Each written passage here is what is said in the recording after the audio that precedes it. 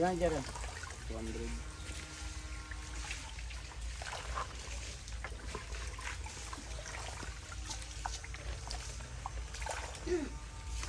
Lagay ko tubig. Mamatay yung nasa gilid. Ano na? Yung tubig. Ibugat mo na yun.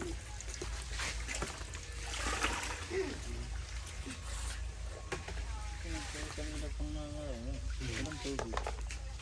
Matagal na yung bukay.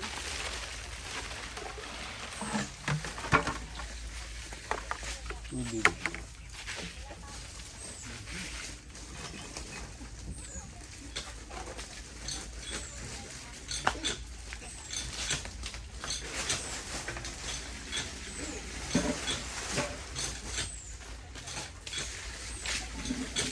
Ano na?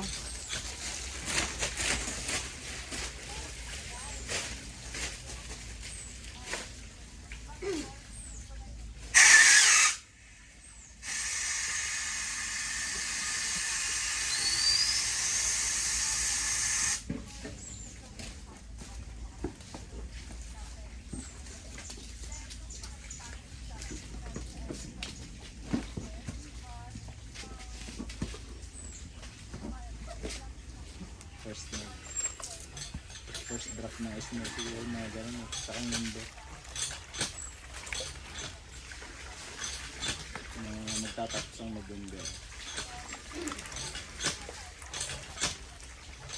Pero pag minsan maaga, pag siniswerte siya, nakikita pa ng ismo.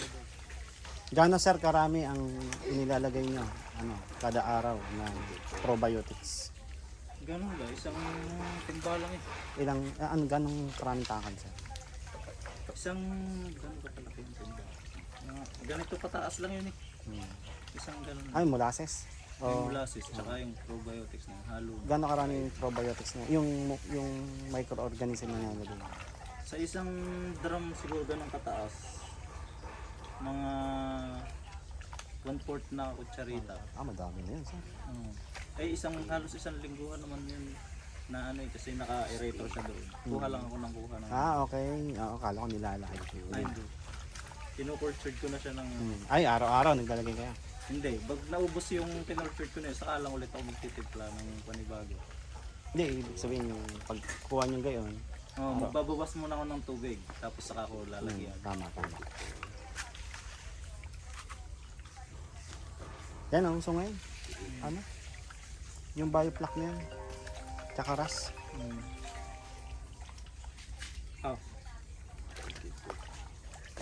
Hindi ko alam kung ano. Pag maagang makauwi, di baka doon na. Pagka hindi, ano na. Malalaki po ang ating mga hito fingerlings ngayon. Kakain na kami din isa, matadaan na. Ay, mga 8 inches na ari sir eh. Malalaki na ari. Malaki na nga eh. Buhay na ari sir. Ari, baka mga isang kalahating buwan o 2 buwan eh. Pwede na. Nandito na. Dadot kung bioplac ang inyong system. Ay, 8 inches na yata ari eh. Hindi pa naman yan kakainin yung iba. Halos magkakasin na kami hindi.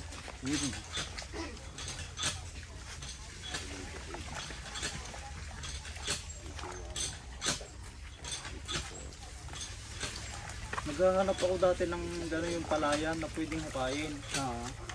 Eh wala namang makita sa kaang mamahal naman ng rentahan. Diyan sa, dinakausap ako dyan sa sa Laguna. Malaki eh. Ewan ko kung ilang hektarya yun. 20,000 na isang taon. Isang taon, isang hektarya. Ang mahal na. Lampas pa, malaki pa. Meron nakikita kung Sabi na mura na daw yun. Mas mahal pa pag yung fish panda mismo, yung hindi ka nakakukukay. Sa may ilak parteng Bulacan tsaka Pampanga. Kaya pag gano'n naman kalayo, parang na ding nag-a-abroad. Hindi rin naman makakaalis doon. Nakapanood niya ako sa mga Indian ng bioplac. Tapos nag-search ako dito, meron ding yung nakita ko ngayon si Palaboy na yun. Yan ang magagaling, yung mga Indian. Ano Kahusay ka ng mga yan, talagang doon sa maliit na area, kahit hindi bioflak, ibuhay yun, mga fingerlings. Yung mga Indiano na mga yan. hipon sana no ng una kong plano eh. Minsan binablog ko din yan, yung mga Indian. Pinapanood ko, tapos ibablog ko. Yan. Kagagaling kasi ng mga yun. Magagaling at tapos yung kanilang probiotics gawa lang din nila. Gawa nila, oo. Tinitimpla-timpla eh. Parang ang komplikado naman, ang dami ng ginagamit nilang ano. May mga saging pa. Oo. Yung mga prutas, ano? Oo, Fermented fruit. Paano kung hindi mabuhay yun? Yung mga ginagamit nila ay Yakult. Oh, yan. Sa saging. Yun sir yung ano, yun yung bioflak na talagang ano, talagang natural. Kasi yung bioflak natin ngayon, tinatawag na modified. Modified na nga. Kasi- Kasi gawa na nga rin, parang chemical na nga. Oh, kasi yung mga microorganism na bubuhayin mo na lang. Buhay yun.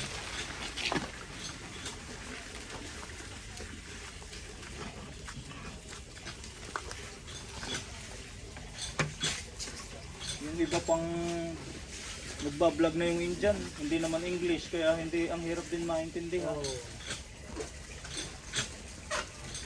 Pati sa manok eh, pinapanood ko yung mga yun, ang gagaling din, pati yung mga African. Yung sa mga heritage chicken na pinapaitlog nila. Nagplano din sana ako dating mag-cultured nung yung black soldier fly. Kasi masyadong maraming matrabaho.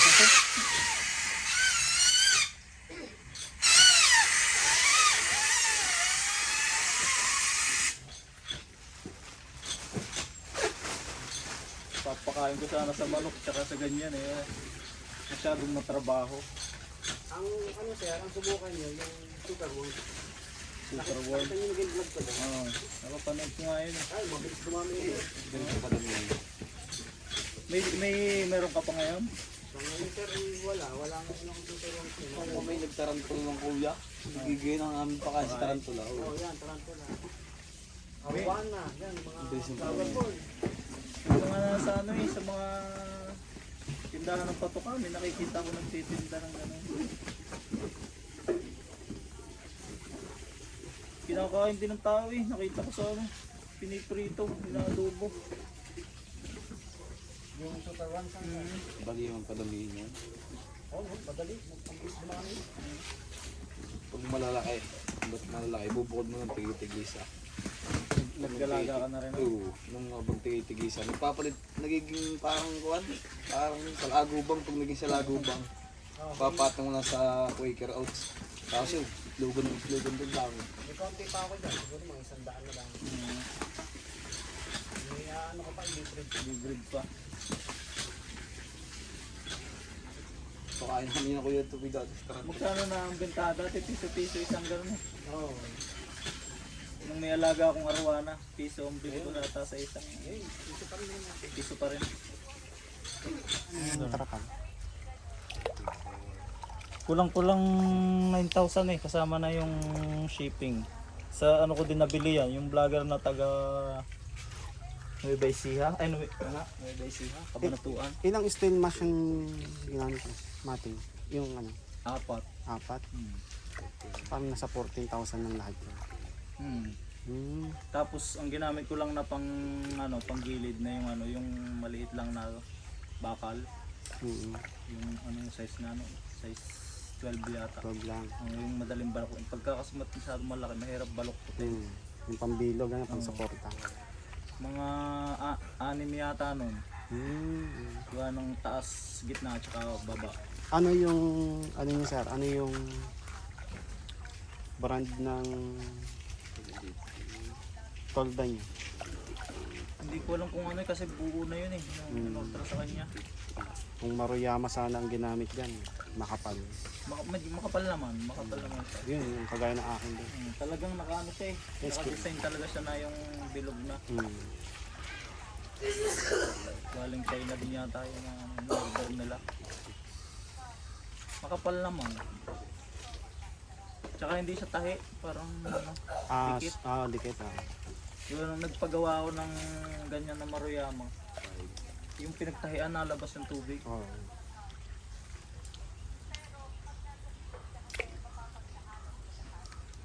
Pinaglalagyan ko ng kuhol. Teka, pakita mo na natin.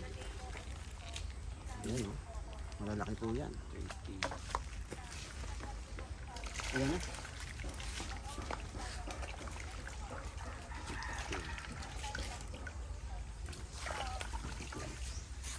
Itibo na. Masakit na ari makatusok.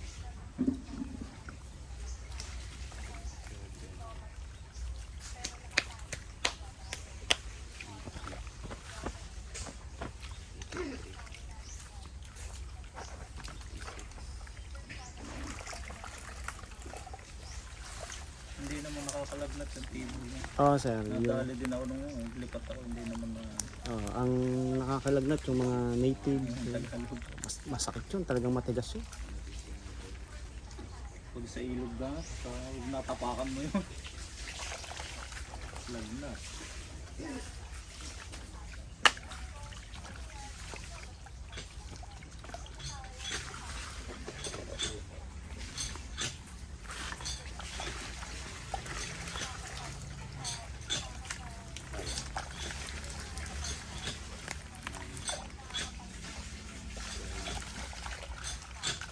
Pag mga ganyan ka daw, mga ilang kilo yung makakain yung isang araw.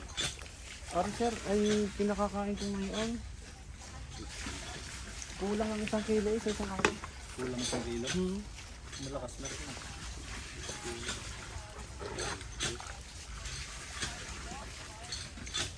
Anong feeds ang Grower na pinakakain ko niya. grower na? Pero ngayon subukan yung juvenile o kaya yung Starter lang. starter.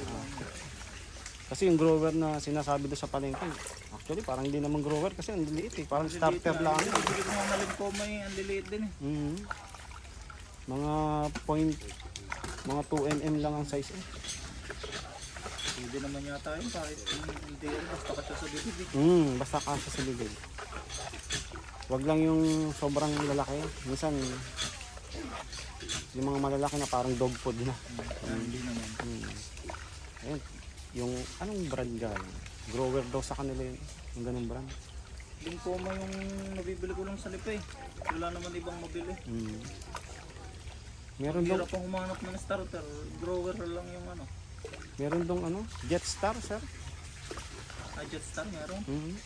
Nandun ang factory ng Jetstar. Oo. Bimig yata yun nandun. Bimig. Pag Bimig meron din. Eh walang ano doon. Sa ano. Yung binilang ko sa Laguna, yung Bimig yung binili ko na Primas. Eh ang layo naman pag doon pa ako bibili. Si tate naman, ang mahal. Mahal kayo. Ayun, mahal din. Kung yung 25 kilos ni Bimig ay nasa 920 lang, sa kanya nasa 1.4. Mahal din siya. Pero iba naman, Da talaga yun eh. iba naman kasi yung crude protein niya, mas mataas. Mas mabilis yung lumaki siguro. Eh wala din naman mabilis sa lipa ng tate. Oh, wala rin. Nasa ano pa yan, kalatagan pa. Yung po mga lang yung nakita ko doon.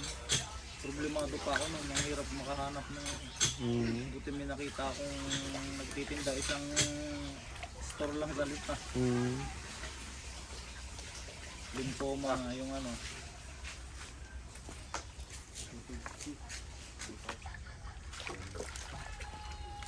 Buwan-buwan nagpapaanak ka? Oo, sir.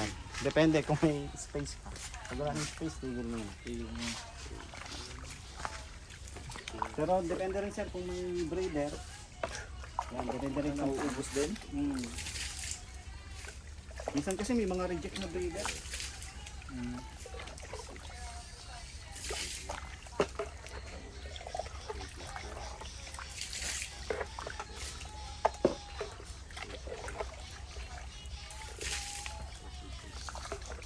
Ano yung mga reject yung mga mahinang lumaki? Oo, sir. Saka mukhang maganda yung tiyan, pero pag tinurukan mo, hindi lalabas. Walang So, walang itlog. Napapanood niyo sir yung aking vlog. Dati yung Sa Facebook ko unang nakita yung ano mo eh, yung page mo unang kong nakita. Kaya naghahanap ako dati ng mabibilan nga dito sa Batangas. dito sa Calabarzonero ng fingerlings. Wala eh. Puro Laguna din. Dati. Ito lang yung dito ata, nakita ko eh. Actually tayo pa lang dito sir. Sa Batangas. Siguro mga 4 pa lang tayo. Pero yung dalawa ay hindi pa masyadong Kaya sa Laguna ako nakakuha dati, gawa ng meron din siyang tilapia para sabi ko isang puntahan na. Eh, hindi naman nabuhay yung nakukinuha ko din. Naubos. Nahito sir. Gano'ng kalalaki yan sir? 3, 4 to 5 yata yun eh. Naubos sir? Bakit pa? May mga isang daan siguro, may natira din. Konti. Dahil siguro nga sa dyan sa nakikiskis. At saka siguro bago pa yung panto nung nalagyan ko din. Baka mali rin yung mga masyadong nakabili. Namatay. Ilang peraso yan sir? Binili niya. 4,000 ata yun. Ay, may dami din.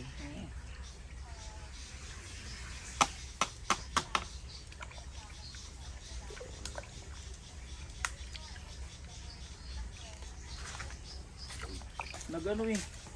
Namuti yung mga balat tapos yung mga bigote nagputol-putol. Nagkasakit. Nagkapunggol. Ewan ko kung punggos yung kasi pagdating kinabukasan puti ka agad eh. Ano tubig na ginamit mo sir? Yung sa gripo nga din, wala namang chlorine yung sa amin eh. Yung tilapia naman, buhay naman eh, buhay na buhay naman.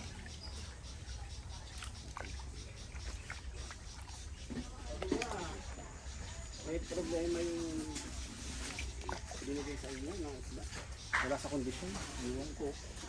Kasi yun eh, pagka hapon ako dumating sa bahay. Kinabukasan ng umaga, pag puti-puti ka agad yung mga balat nila, parang nasunog. Naku, wala nga sa kondisyon yun kapag gano'n. Putol-putol yung mga balbas.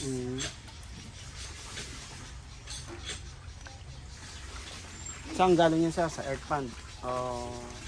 Sabi niya, nasa ano daw yun eh. Nasa ganyan din daw, pero di ko nakita yung lalagyan.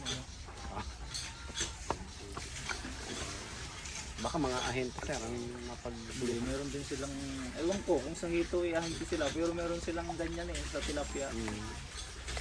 May earth pan sila ng tilapia naman. Cherry talaga, sabay. Yung hito, hindi ko alam kung kinukuha lang nila yun. Dalag sir, hindi kayo nag-aalaga. Hindi pa. Wala ko din kumakain sa amin. Dalag. Kahit yan, hindi pa rin ako nakatikim ng hito. Depende kasi sir sa pag-aalaga niya. Minsan may mga nag-aalaga. Talagang ang pinapakain nila. Bulok na. Minsan baboy na talagang Yun yung sinasabi nito sa Garcia, yung figure eh. Pagka ka napatay ang bake, hagis na lang dun. Buo na. Eh siyempre mabubulok muna yun bago kayo eh. oo. Tsaka yung bituka ng isda na talagang ilang araw na sa palengke. Ang mabaho. Doon nga daw sa Bulacan, pag may dumaan dong truck na mabaho, naku, diretso sa hituan yan, sabi niya. Ganun nga yun. Ngayon, may nakapagkwento na kinain niya o nagbili sila ng hito mismong sa pan. Mabaho daw yung area. Dinadam lang daw naman yung truck dun eh. Oo. Dinadam. Di binuksan nila, kinatay na nito, ang baho daw ng loob kahit buhay pa. Oo. Eh kapag mga ganun kasi, dapat kinokondisyon mo ng hito bago ibenta. Yung pasusukahin mo na. Tatabag. Depende rin kasi talaga sa pag-aalaga. Minsan naman yung ibang nag-aalaga, talagang madumi mag-alaga ng hito.